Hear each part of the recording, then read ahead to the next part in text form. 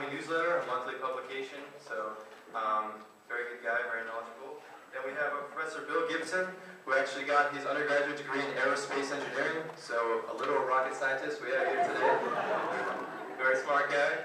And then he transferred over, got his MBA and his PhD from Cal Berkeley. So, very intelligent, very well versed in a bunch of different things. So, it should be a very good debate today. We're being mediated.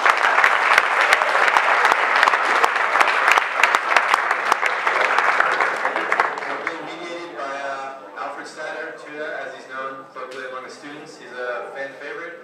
So he's going to give you a little rundown of how the debate's going to work, the format and everything, and hope you guys have a good time. Yeah, Tuna!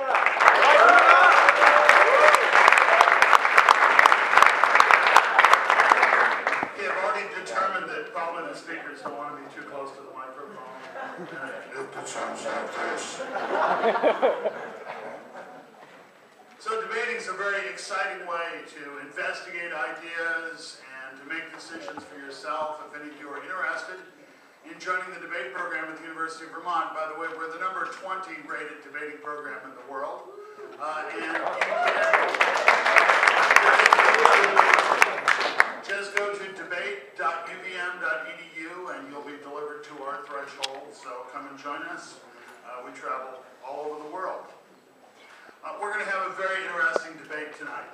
We've taken the normal international debating format and twisted it just a little in what I think will be a good system. We're going to hear a speech, we're going to hear 10-minute speeches from each of our speakers, alternating from side to side. During those 10 minutes, they're invited to take points from the other side. The other side may rise to ask a point, and the speaker will either accept it or decline it as they see fit, since they control the floor. And it's thought that, you should probably take a couple of points at least. And we would ask that those points that are made are fairly short, and direct and difficult to answer, and then that the answers will follow along. But don't worry, we're going to hear those 4 speeches, and then we're going to have a 20-minute questioning period where you're going to be invited to ask questions of specific speakers or sides or whoever, and I'll come up and lead that. But we want you to come and ask a question, not give a speech about why you love the economy or the environment, but to ask a question, to pursue an issue that you would like to know more about that maybe they didn't talk to quite enough for you. Then we're going to conclude by a 5-minute summary speech from each side. So I think we're going to have a really exciting debate. I'm really looking forward to it, and I'm always willing to learn, and I'm even willing to learn from my colleagues, and I look forward to doing that today. Let's hear from our first speaker to speak for 10 minutes, Josh Farley.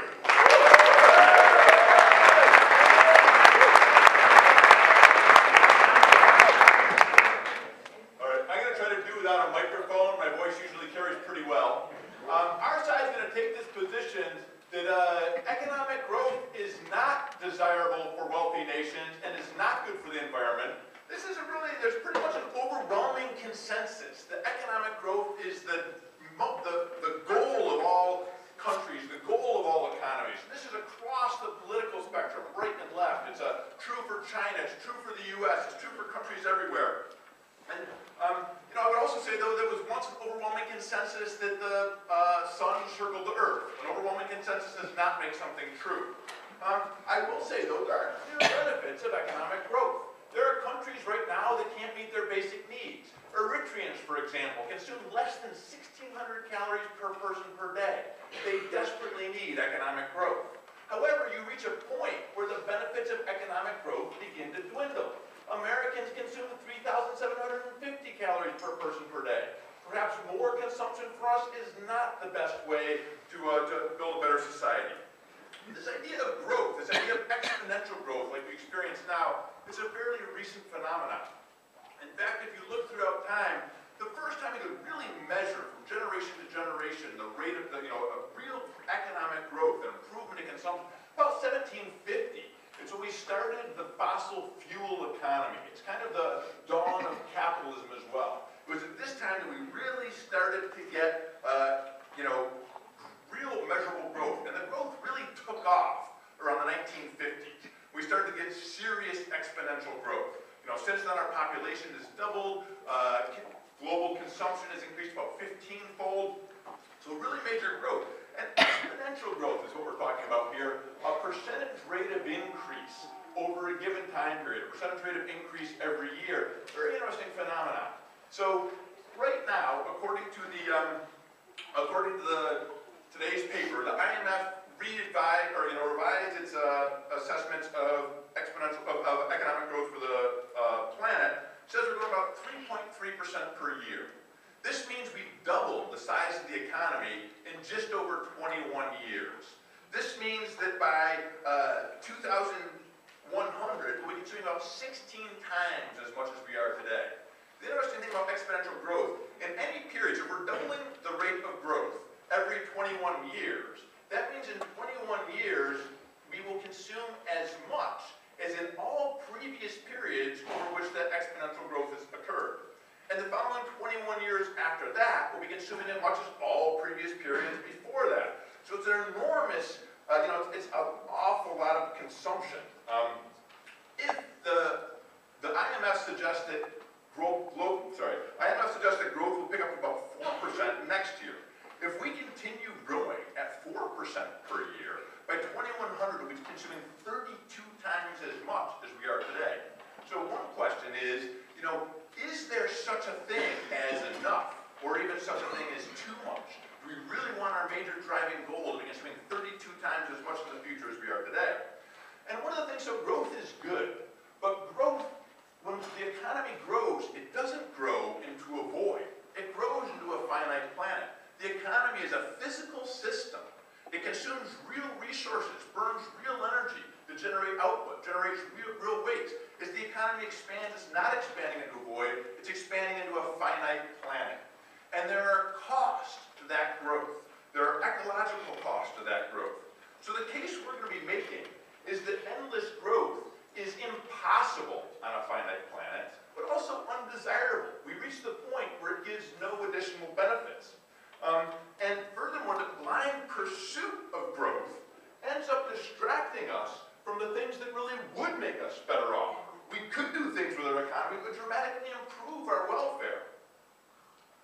So I'm going to begin simply here, making the case, starting out with the laws of physics. Simple law of physics. You can't make something from nothing. Everything that economy produces is the transformation of raw materials provided by nature. Another simple law of physics. Can't do work without energy. Everything we produce requires energy, and 86% of the energy we use is fossil fuels. Another law of physics. Can't make nothing from something. When we burn those fossil fuels, they don't disappear. They become useless waste energy and carbon dioxide and waste emissions.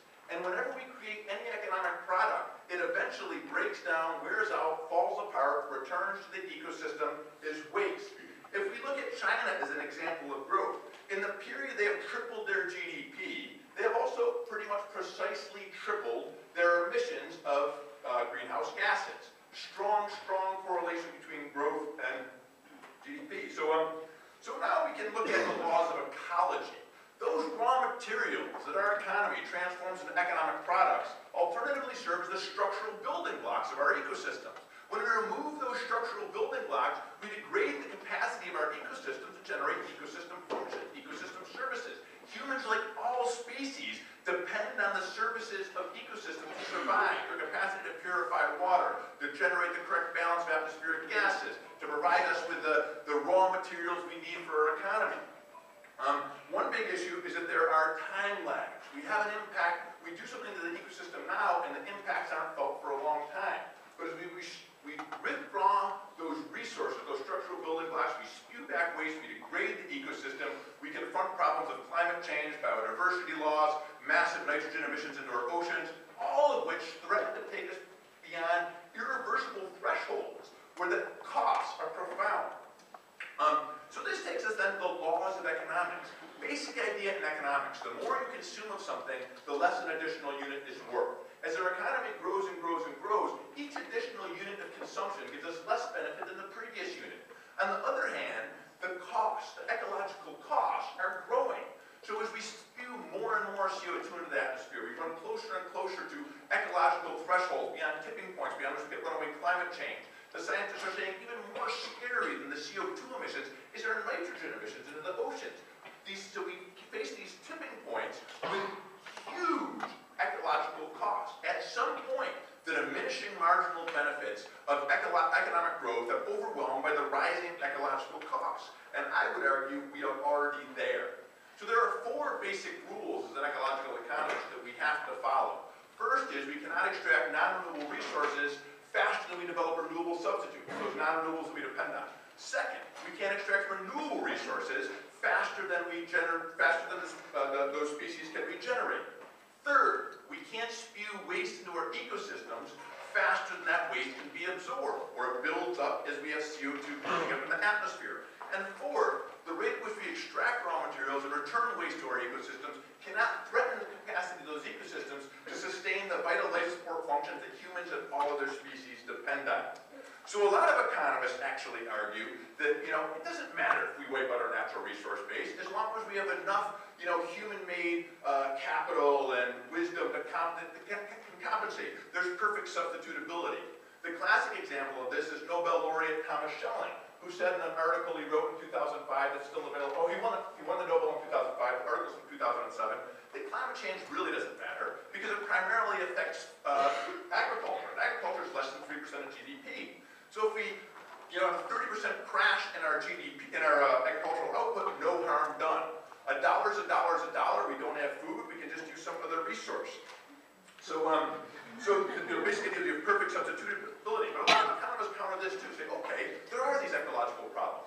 But we witness when the economy stops growing, we get unemployment, we get misery, we get poverty, we get all these problems. We're faced between a choice then perhaps between ecological degradation and human misery. How do we deal with that?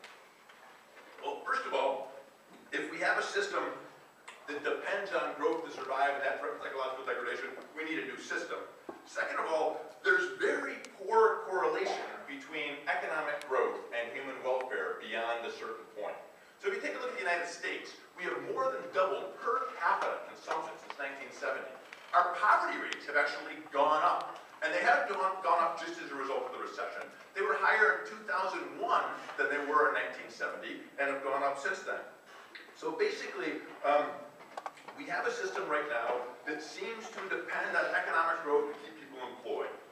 We need a smooth transition to a system that does not depend on growth. The difference between a recession, a collapse, and the planned transition to a sustainable economy is the difference between a plane crash and a hovering helicopter. We need that hovering helicopter.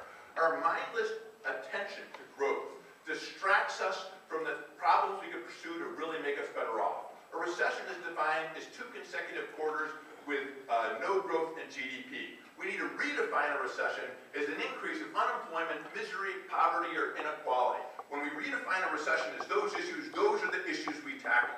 We say right now that the recession is over because we had economic growth. 93% of the economic growth since a recession has ended has gone into the hands of 1% of the population. We still have misery, poverty, unemployment. So my conclusion, we need to redesign our economy to focus on the real problems, forget this fantasy of growth that's impossible and undesirable.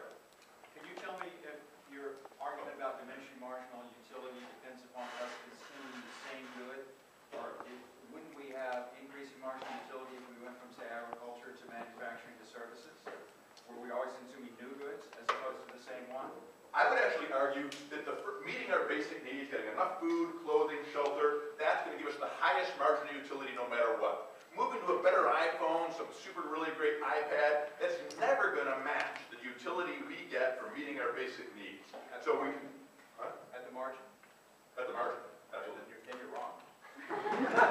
Debate's over. We can go home.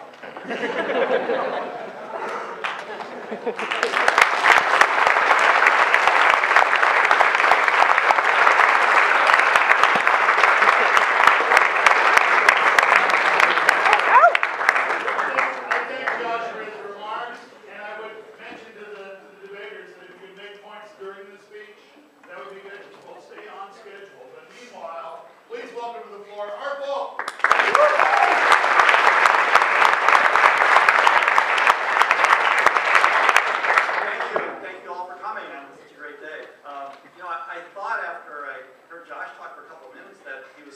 speech, and I was agreeing with him, but fortunately he went off on a totally different path.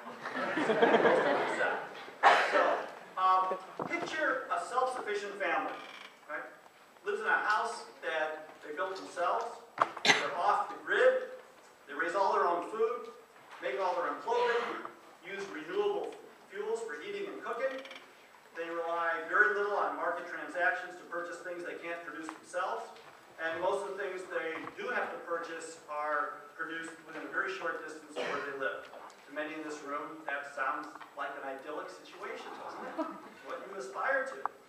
But unfortunately, it's a picture of a typical European family in the Middle Ages. They cooked on a smoky fireplace burning wood or dried animal dung. In the winter, their house was warmed in part by the sheep, pigs, or cows that slept on the floor of the house, where the people cooked and ate, and babies crawled around on the straw and bedding that covered the dirt. And not surprisingly, life, as Thomas Hobbes wrote in the Leviathan in the mid-1600s, was nasty, brutish, and short. Life expectancy was about 31 years. Out of every 1,000 babies that were born, 250 died before their first birthday, another 100 died before their fourth birthday, and another 50 died before they were 10 years old. That is to say, in this room, about 40 of you are already dead. It took about 3 days for this family to produce enough food, enough calories, that are the same number of calories that are contained in a 5-pound bag of flour that you can buy at Hannaford's for $1. Now we can buy that for about 5 minutes worth of work. Now, they didn't have a whole lot of food. It was expensive. And the human body dealt with this malnutrition, this undernourishment, in the only way it could.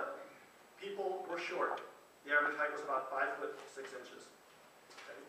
So all the food that you grew, with no packaging, was full of diseases picked up from environmental sources, the manure from animals, or human fecal waste. Your outhouse is just a few feet from your house and probably pretty close to your drinking water source. Life was a constant battle against the environment, and people died of malaria, chickenpox, tetanus, typhoid, measles, and a host of other diseases prevalent in the environment at that time.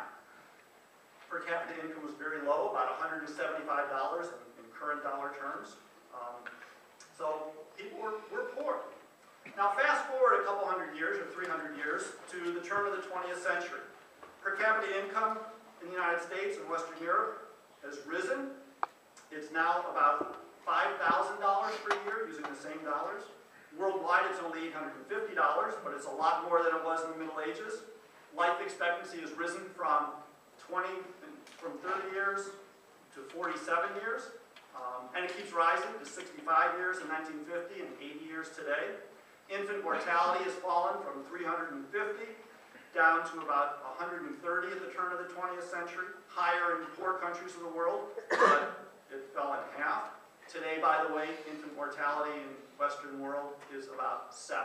Out of every 1,000 babies that are born, 7 die. That's why none of you, I would suspect, have ever heard of a baby dying. It just doesn't happen. The standard of living everywhere in the world has improved since the turn of the 20th century, and since 1950, and since 1980. Over the past 30 years, the world's population has doubled, but food production has increased even faster.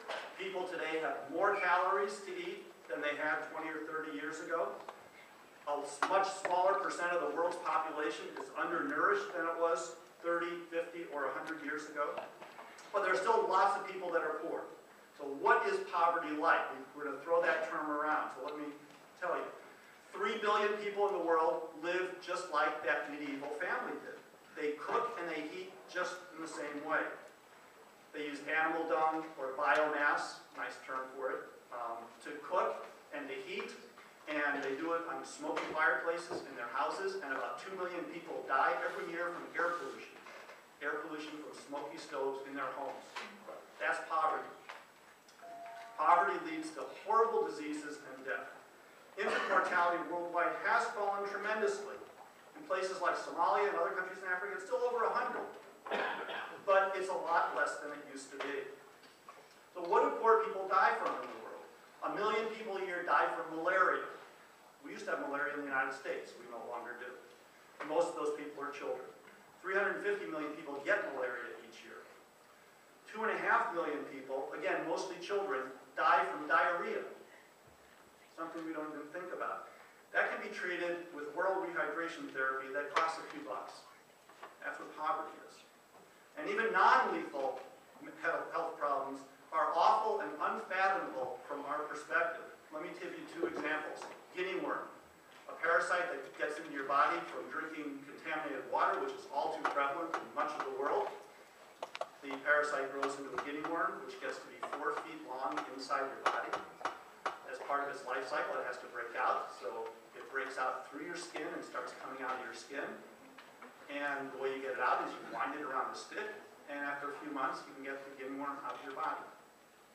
Fortunately, that is almost eradicated due to the health and measures that we are able to provide to people in the world. But, yeah. Oh, there's all sorts of foundations and organizations that are doing that. Jimmy Carter has been instrumental in that, yeah. But until, it's almost eradicated, but 10 years ago, 20 years ago, it was very common. Take obstetric fistulas, which were eliminated in the United States and the Western world by the turn of the 20th century. Young women, actually young girls, who get pregnant, can't deliver their babies because their bodies are so small. They're young, they're malnourished, so they're not very large. The baby dies, but can't get out of the birth canal, and as a result of all the activity, essentially, the mother, if she doesn't die, she ends up getting essentially a rupture, and that rupture usually leads to internal organs like the bladder or rectum, and for the rest of her life, she leaks urine and fecal matter. The rest of her life. About 30,000, 50,000 women, mostly in Africa, have this every year. How much does it cost to deal with this problem? A simple operation costs about $400. So how do we end these and other kinds of problems in the world? In the last 30 years, the number of people living in abject poverty, which the World Bank defines as less than $1.25 a day, about $400 a year US, has declined from 2 billion to 1.4 billion, from 40% of the world's population to about 20% of the world's population. Tremendous decrease, a decline that has been faster than any other time in human history. How has that happened? It's happened because of economic growth.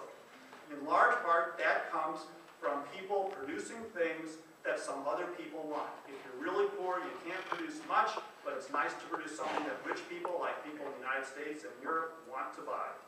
It works very, very well when you live in a poor country. That's how China, and that's how India, and that's how many other countries are doing it. And when you do that, you can switch from using those renewable energy sources that you use to heat your home and to cook, to non-renewable, like kerosene and oil and electricity. Humans have been able to use their ingenuity to improve their living conditions for billions of people. So yes, the process of economic growth has been wonderful for people. Economic growth has been the most effective, indeed the only way that the scourge of poverty can be eliminated. It's growth that has enabled people to afford better sanitation, more and better food and housing, and better health outcomes. Has it been good for the environment? Yes. We've been able to overcome the worst the environment has to offer. We don't die from the diseases prevalent in the environment like we did 500 years ago or even 100 years ago. We don't die as often from diseases that were prevalent even 50 years ago. And even as recently as 20 years ago, AIDS was a death sentence, and now it's not. Modern technology and our increased standard of living has enabled us to enjoy a much healthier and happier lifestyle. And the environment is getting better, not worse. So, let me, I don't have time to do all these statistics, but I'm sure we'll have some time for that later. But the world is a better place because of economic growth. People are living longer, they have fewer babies are dying, fewer mothers are dying, people have more to eat, fewer are malnourished, and they're taller than they were before, they weigh more than they did before, which is a good thing. The environment is not killing us, and as environmental problems arise, we have the resources to deal with them and to correct them. Let me, to finish, quote from the great British historian Thomas Babington Macaulay. In 1830, he wrote, "On what principle is it that when we see nothing but improvement behind us, we are to expect nothing but deterioration in front of us?" Thank you.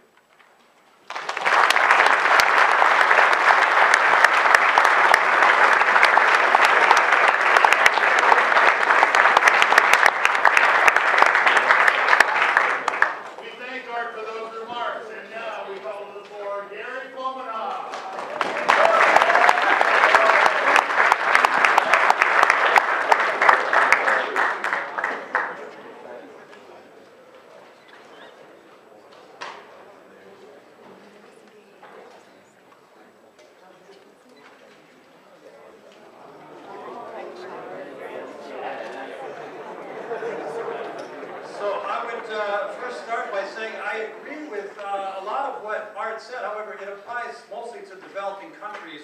And we've studied the benefits of growth, and there's rapidly diminishing returns once you get above $10,000 per capita GDP purchasing power parity. At that point, you start getting the cost of economic growth overcoming the benefits. But let me go back to, and secondly, all the things he mentioned come from public spending, which has very little to do with economic growth. You have a country like the state of Kerala in India, which has a per capita income of about $200 a year and has equal or higher social welfare as the United States, if you measure their indicators of life expectancy and so forth. The question is economic growth good for people and the environment? We have to be clear when we talk about growth that we're talking about GDP, gross domestic product, because that is the only way that neoclassical economists measure it and the way it's reported in the news. We measure it differently, but that's how it's measured around the world in every economics department. So let's look, I looked up some social and economic indicators. So the United States is number 1 in GDP and number 8 per capita with purchasing power considered. If that statement is true, we should be among the top in social and environmental indicators. Okay, we're number 38 in healthcare, number 34 in infant mortality, number 40 in life expectancy, number 36 in poverty, number 101 in economic equality, and the number 102nd lowest homicide rate. If you look at a composite index of social health from 1970 to 2010, it's a composite of all these indicators. It went down by 24.5%, while GDP went up by 103%, which meant GDP doubled, social health went down by 25%. Child poverty, child abuse, teenage suicide, unemployment, weekly wages, health insurance, out-of-pocket costs for retired people, income inequality, all got worse. So at best, there's no correlation with growth, and at worst, there's a negative correlation. Let's take a look at environmental indicators of the U.S. again. For ecological footprint, we're number 6 worst out of 153. Excess biocapacity, which means the ability of our land to absorb our pollution, we're the 12th worst. CO2 per capita, we're number 12 worst. And endangered species, we're number 2. The only country worse in endangered species is Ecuador. This shouldn't surprise us. Yes? Can I go back to something you said a few minutes ago? Sure. Is that all right? You said that when you get about to $10,000 per capita GDP, the costs of growth are greater than the benefits. There's diminishing returns at that point. If you graph it, you get a rapidly decreasing Let me ask benefit. a question about that. Yes. So the United States had a $10,000 per capita GDP in the mid-1920s. So Okay. you're suggesting that for the last almost 100 years, we really haven't gained too much. From about 1950 on, I'm asking about $10,000. well, I don't know the exact dates, but from about 1950 on, there's been no increase in subjective welfare in the United States. If you survey people, and if you look at social indicators, I'm citing the data for those periods of time from 70 to 2010. What happens is you get diminishing marginal benefits from GDP. So for developed countries, it's practically irrelevant. Of course, nobody consumes GDP. Right. Okay, so let's look at environmental indicators again. This shouldn't surprise us. On a finite planet, as the human economy expands, the natural economy shrinks. So on environmental indicators, there's a direct negative correlation between GDP and the environment. There is some improvement in local acute problems like water and air pollution, the environmental Kuznets curve, due to increased wealth, but the increase in consumption required by GDP results in increased depletion, habitat loss, and pollution. One indicator that does correlate to social and environmental health is inequality, which is shown up here. It's a much better indicator than GDP. The other comes from a book called The Spirit Level. I highly recommend you read it. If you want to pick one indicator, pick inequality, not GDP. The other one that's very good, if you've done the correlations, is female literacy. Highly correlated to social welfare. Much better than GDP. And by the way, this applies to between countries and also within U.S. states. The UN system of national accounts, created in 1947, requires that every country calculate GDP figures. This is taught in every economics department in the world. Every economist needs to know this system, and our neoclassical colleagues are doing an excellent job teaching it. The guy who developed it for the United States, his name was Simon Kuznets. After he developed it, he said, don't use it as a system of social welfare measurement. Of course, we ignored that. The UN has now realized that their system of national accounts is obsolete. Several of our colleagues at the Gunn Institute are working with the UN on new goals and a new UN accounting system. In fact, we're planning a workshop on it in the spring. When they finish developing the new system of accounts, we'll let you know so you can revise your curriculum. Currently, we're in the minority. There are probably 100 economics books preaching infinite growth. There's only 2 that don't, one by Josh and the other by GAE at Tufts. Why is growth so popular? Corporations want to grow, politicians want the economy to grow, economists want the economy to grow. Imagine running for office on a campaign of less growth. Growth fulfills a primal biological need for organisms to expand their habitat and reproduce, like college students, for example. Fortunately, most of them use birth control. If we follow the neoclassical prescription, we'd be like bacteria in a dish or scum in a pond. They reproduce until their food supply is gone and then they die. Julian Simon wrote a book called The Ultimate Resource, which is the human mind. I think we're at least as smart as college students who use birth control. We can use our minds to change our focus from growth to more important qualitative indicators. Let's ignore the fact that GDP doesn't measure social welfare at all. And let's leave aside the fact that it doesn't include unpaid work, the contributions of nature, water pollution, air pollution, loss of wetlands, loss of forests, loss of farmland, resource depletion, CO2 emissions, and ozone depletion. Let's take GDP on its own terms. Let's take the person Art described. They grow their own food, they ride their bike to work, they don't hire daycare, they buy things with no packaging, heat their house with wood, etc. His argument is a straw man because he ignores technology. With modern technology, they can live a very good life. Now, this person is a GDP villain. They contribute nothing to GDP, but they have a pretty nice life and they are not damaging the environment. Now, let's take our GDP hero. Our hero is a chain-smoking, terminal cancer patient driving their Hummer to divorce court and has an accident. All of these things add to GDP. Now, shouldn't they be subtracted? Nothing is subtracted from GDP. It doesn't have a debit sign. Did you forget about imports? Now, imagine if you ran a business like this. You would add your revenue and your costs together, and you wouldn't have a balance sheet at all. You wouldn't have any idea if you were making a profit or losing money. If you were the CEO, you would be fired.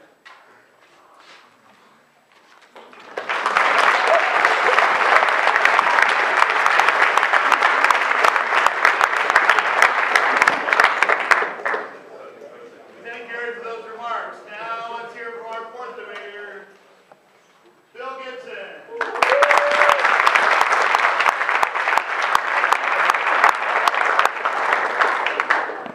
So my first question to you, and this is an important question, is does the Earth know it exists? And if you tell me that it does, then you can go get a Coke during my talk because you won't understand me.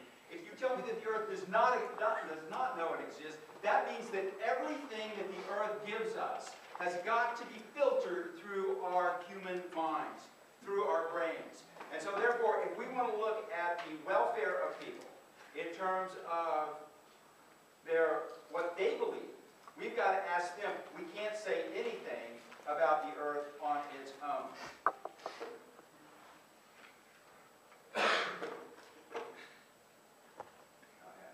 Okay, so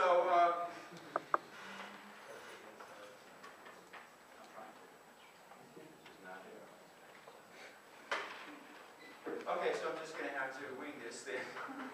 So essentially, what the argument that I'm proposing here is that the growth in the welfare of the economy, okay, is really not something that economists can can have an opinion about. In fact, these guys arguing that growth is good or bad is not something that any economist, and by the way, I'm not a neoclassical economist. That's not, I do complex systems, so I would like to duck that moniker if I could. But in any case, the growth that people go after in society is determined by their own preferences, not the preferences of economists. As a result, what we have to say, what we really have to say is that people's growth depends upon the people themselves. Does not depend upon what economists think they should or should not do. So this is one of the main points that I think that has to be kept in mind here. That when we look at preferences, individual preferences, we have to ask the people themselves. Now, when we look at that, when we ask people, then we have to get them to reveal their preferences. They won't necessarily, if we ask them, tell us what they want. Reveal preference means that they're willing to pay for it. Now, here's the way we find out that people actually